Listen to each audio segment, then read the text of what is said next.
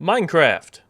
What hasn't been said about it already? It's the largest phenomenon in gaming history, and certainly one of the few games still standing over a decade from its launch. Its fanbase is ravenous, and it has easily the largest modding community in gaming, and it's at a point where past, present, and future generations are going to be raised on this game. I've talked about this game a lot, and I mean a lot. It got my channel to where it is today, especially during the time period where I was reviewing mod packs, yet during all that time, I don't think I've ever properly reviewed the game.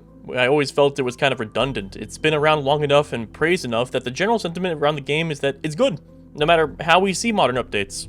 But at the same time, I think it'd be foolish to not post something about it, because as much as folks tend to hold their breath over the next big thing, there will never be another game like Minecraft. Minecraft was sort of a pioneer in its genre. Sure, there were other survival sandbox games, but Minecraft is the survival sandbox game. Well, survival's up for debate anyways, but we'll cross that bridge later. This game started the wave of games to follow that would involve giving the player a world to build and explore in while surviving against threats of the night or whatever other conditions the games have these days. If you see modern survival games, a lot clearly draw inspiration from Minecraft to some extent, especially with the pixel, block aesthetic. Obviously not all of them are taking notes from the game, but the point still stands. Minecraft forged the modern understanding of a survival sandbox, and a lot of games in the genre today likely wouldn't even exist without it.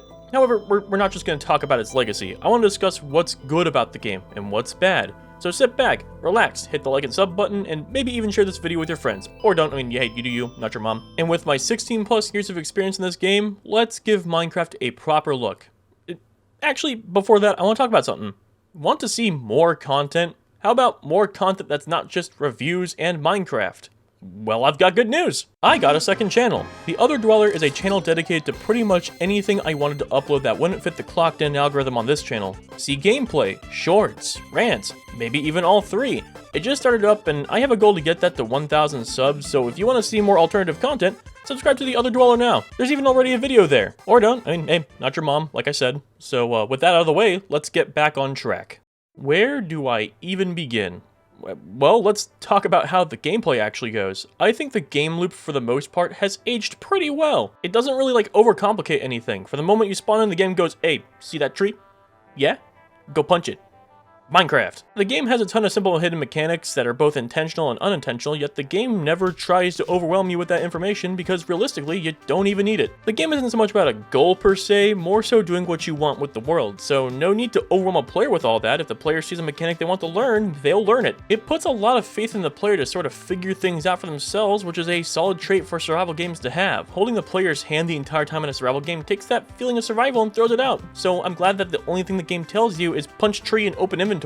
Keeping on with the game loop, getting materials and upgrading tools was handled in a mostly intuitive way. Since the player just punched a tree, they're gonna try punching other things. Eventually they'll punch stone and go, oh, this is really tough to break, or oh, I didn't get a block from that. So this sort of nudges the player towards maybe finding a way to break the stone, and once they do that, they get a furnace to smelt those ores and cook food, and the progression line slowly but surely is unveiled to the player. I know this might sound silly to bring this up because everyone on the platform at this point knows how the game works, but you gotta understand that for the time, this was a genius game design decision. Even today, this way of teaching the player is often praised, and it's why Metroidvanias and Soul-likes tend to work. Teaching players through trial and error. Once you get stone tools, you learn that there are tiers of equipment, and you begin working onto the next. Simple yet effective teaching is a strong detail in almost any game. And I guess that's the main draw to Minecraft, isn't it?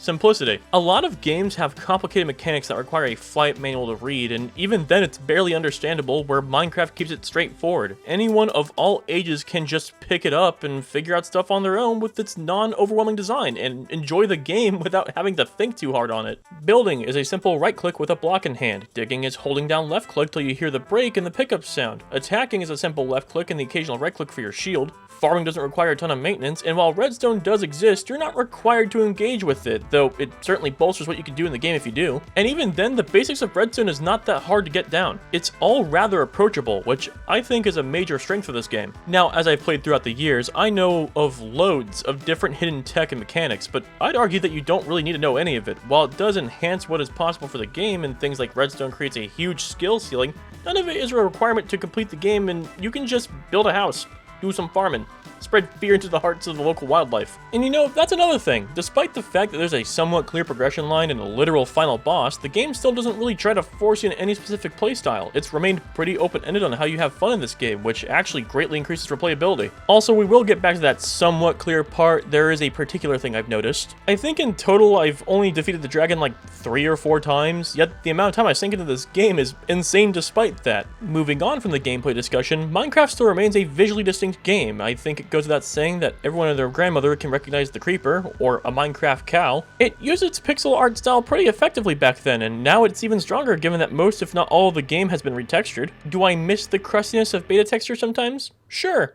There was a charm to that as well, but the modern textures undeniably have solid quality. Same goes for the music. Both C418's and Lena Raine's work have contributed to a lot of iconic tracks to this game. While I personally do have a preference for C418, there's no denying that Lena Raine 9 times out of 10 also makes some rather solid work that I'm never mad about listening to. And now there's like even more artists in the game, which honestly I think that's kind of a downside. I think that you should just kind of stick in the ballpark of a few artists, but I'm not opposed to it if it's in like these record discs, for example. It's charming on both ends, and the game certainly has one of the few game soundtracks I unironically listen to while editing. The game has also had years of content updates to keep the game fresh, and all of it has been free.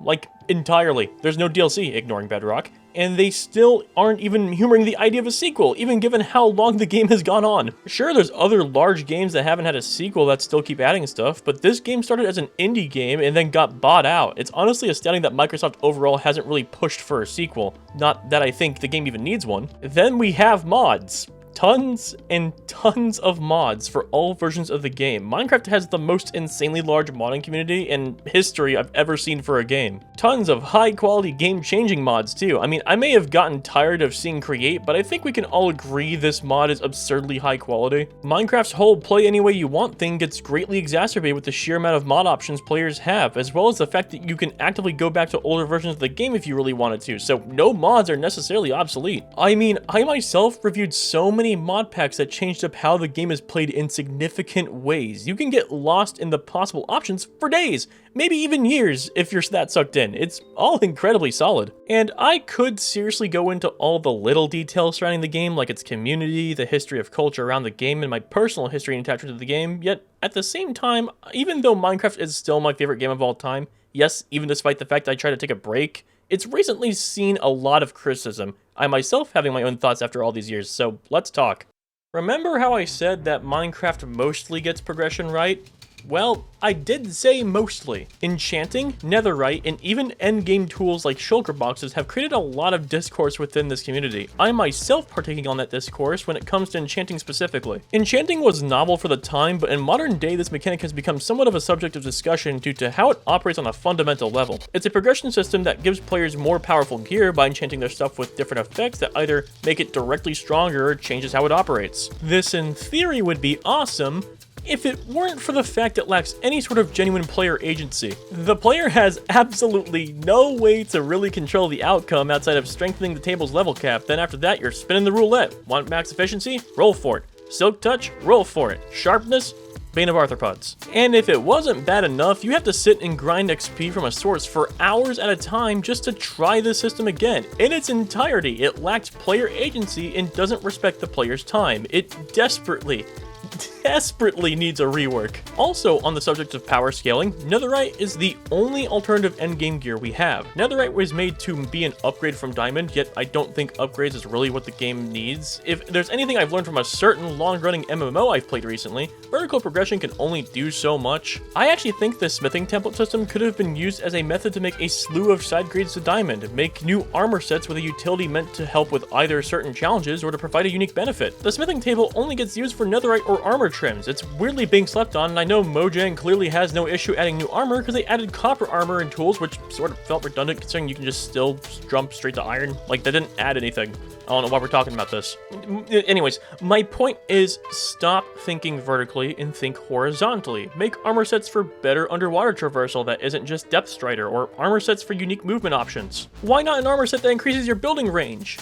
You know, like the crab was gonna do. Maybe even armor specialized in combating a certain threat to make farming easier. Horizontal progression might not sound that radical, but what it actually does is incentivize varying up your arsenal to fit certain tasks. And before someone in the comment section tells me that enchantments already exist to kind of do that, as we discussed, enchanting sucks, and also on top of that, I think having armors that innately have that ability so you're not sinking in enchantment levels into something that should just be an armor set bonus is honestly a better system. I've played many games with a system like that, and I thought those games were better off for it, and I think it could work really well here. Another glaring issue with Minecraft that's begun to bother me lately is the lack of accessible world gen controls. Right now, you either just change the world type with a button or pick super flat and customize it with this god-awful UI menu. Ugh. A lot of modern survival games with procedural worlds actually tend to have sliders and toggleable options that change up how the world forms, and because they do that, it actually makes the game feel even more replayable because you can tweak the values to your liking. A solid example being Vintage Story, where you can change world height and ore density. I don't know why we have to make world height specifically something we provide in updates. Why don't you let us personally determine how high we want the world to be? Or alternatively, how deep down we have to go. There is a game rules menu, so a lot of direct gameplay stuff can be toggled, but there are lots of things the player has no control over, and honestly, let's be real, this menu for game rules is pretty unintuitive and could use a makeover. Like, would it really have hurt to put tabs on this instead of having to scroll down through all the options? I know you organize it by these little, like, title header things, but tabs are better. You just use the tabs. Now, back on track with directly game-specific issues, while the new game drops have been doing a much better job of this, I think a lot of older updates were really unfocused. The game really tries to appease to adventuring and sandboxing at the same time, but it didn't really focus on one side specifically as often as it should have. Updates, in my opinion, should take an aspect of the game and really hone in on improving it. Trying to add stuff that isn't relevant to the bigger side of the update just means that the development time wasn't being used to further improve the new upcoming content. Like, take an update and decide adventure, sandbox, or redstone, and then focus on that. Finish that update, work on the next subject. The last two game drops I think have been pretty good at that, with the Happy Gas and all the new copper blocks and the copper golems, these updates being what I'd personally consider pretty sandbox-sided. But if you look back when they did the massive Mondo updates, you can see that there was a lack of focus, which has led to a lot of content to feel sort of just there, never to be fleshed out. I mean, I've talked at great lengths about the weirdly incomplete feeling of the ancient city, and the fact that only the trial chamber got the new spawners and vaults is really weird. Like, don't touch the monster room, there's some utility to having just a genuine monster spawner, but if we're talking about, like, the stronghold and, like, the water temple, anything with more, like, exploration significance, you think you couldn't have just gone back and retrofit those with the vaults and the new spawners? Just a thought, I'm just saying. I hope the game drops continue the trend of trying to focus on an aspect of the game, whether it be sandbox or adventure content, but only time will tell on that. Though, I guess that does bring up that typically features introduced in updates don't get touched again once released. They don't really need to be all the time, but given what I just said about enchanting in the ancient city, it goes without saying that this feature neglect can become kinda problematic. Also, on an oddly related and unrelated note, where are my vibrant shaders, Mojang? You promised them a while ago. Bedrock is the stinkier version of the game. I don't want to play it. Give me my shaders in Java. Full disclosure, I'm aware that they have to do a lot of restructuring on the game's overall lighting systems to get it on there, but I want my pixel shaders. I'm using shaders right now, and you see these smooth shades? Stinky. Stinky bad. I don't want these smooth shadows. I want these cute little pixel ones that you showed off. Speaking of Bedrock, I would be foolish not to discuss what the version disparity has done to the game. Java and Bedrock are developed at the same time in two entirely different coding languages from my understanding, which means two entirely different teams who have to solve the same problems. Think of it like you're trying to learn CPR, but your instructor is speaking Norwegian when you only know English. You both know what needs to be done, but both of you have to describe it in a different way, which can lead to issues. Not to mention that Bedrock is infamously bug-riddled. It's called Bug Rock for a reason. And on another note, Bedrock made itself immediately inferior with one simple addition: the marketplace. It's dumb. Like, that's all I got. I'm down for mod makers making some revenue, but a large portion of the marketplace is a bunch of money-grubbing slot mods that profit off of the unaware young consumer. Or worse, straight up the mod is just stolen. Like, it's just a stolen mod being sold on there. Now, are there some solid add-ons on this store? Sure. Absolutely, but I apologize in advance when I say this. The sheer amount of garbage I have to dig through just to find it makes me not want to find it at all. Then this one is probably a hot take, but I also want to bring up something regarding another progression detail. The game doesn't do a lot to tell you that the Nether exists. And now, I know that sounds goofy as hell. Everyone knows the Nether, right? But I'm saying this on a game design standpoint. Imagine for a second we have no internet, and we have a computer that only has Minecraft. We have no guides outside of the game, including the guidebooks that became obsolete the literal year after they were printed. Tell me this. How does the game inform you of the Nether? The End portal has the Eyes of Ender, which if the player knows how the Ender Pearl works, they might assume to right click and see the eye move in a specific direction, which guides them to the stronghold if they follow it, and once they find the portal, they can gather that they use the eyes to light it when they see the already filled in slots with Eyes of Ender. And even then, the Woodland Mansion has a room that hints at the End portal and its possible room pools, albeit that one is far more vague and less obvious, but it's an alternative way to educate the player of its existence. The Woodland Mansion also having a map from cartographers that you can obtain that will guide you to this place. The Nether portal, on the other hand, is a bit debatable. My friends and I even had a debate over whether or not the Nether gets a proper hint in the game, and while we found some possible indicators, I don't think personally they are a strong enough indicator at all. Ruined portals are the only structure in the game to indicate how a portal is built, but let's really think about it this way. Does it really? Sure, we might already know that this is a portal from our game experience, but the player doesn't get told that this is a structure that's supposed to be a portal. It's only called a portal in the structure name, which a new player isn't going to really know that because they won't see that. Now, there are some block context clues for sure. Netherrack can be here, but what even is the Nether to the player at this point? Achievements actually does have an achievement saying to build and light a Nether portal, even using a flint and steel to indicate the tool, but this is tucked away in a menu within a menu in a certain tab. Also, if there's anything I know about players, not every player is just going to check achievements.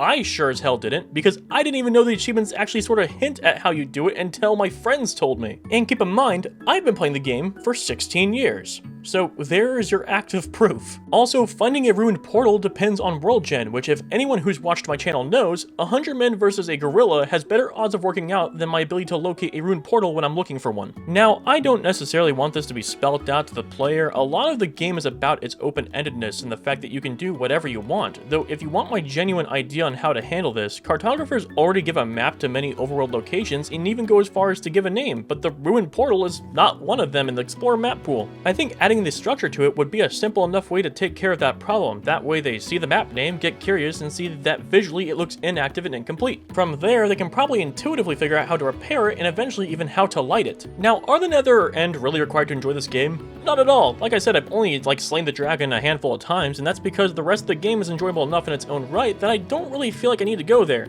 At the same time, I've never really been a huge fan of making content options that the player doesn't really get informed on. With all these details being said, the game isn't even close to bad. It's had a lot of time to solidify itself and its design, and while there's certainly a handful of problems I've discussed here, the game is still good. Minecraft hasn't really suffered, so to speak. It plays more or less the same, there's just more of it. The game doesn't need to be completely redone because why fix what ain't broken? So I guess that brings us here. Minecraft has a special place in my heart. I may be a harsh critic towards it pretty often, but only because I do love this game quite a bit. My break wasn't even because I hated the game or something, it's because I didn't want to burn myself out. I would tell you all to go play the game if you haven't, but the statistical likelihood of you having not played the game is less than it is likely that you'll hit the subscribe button. You feel that?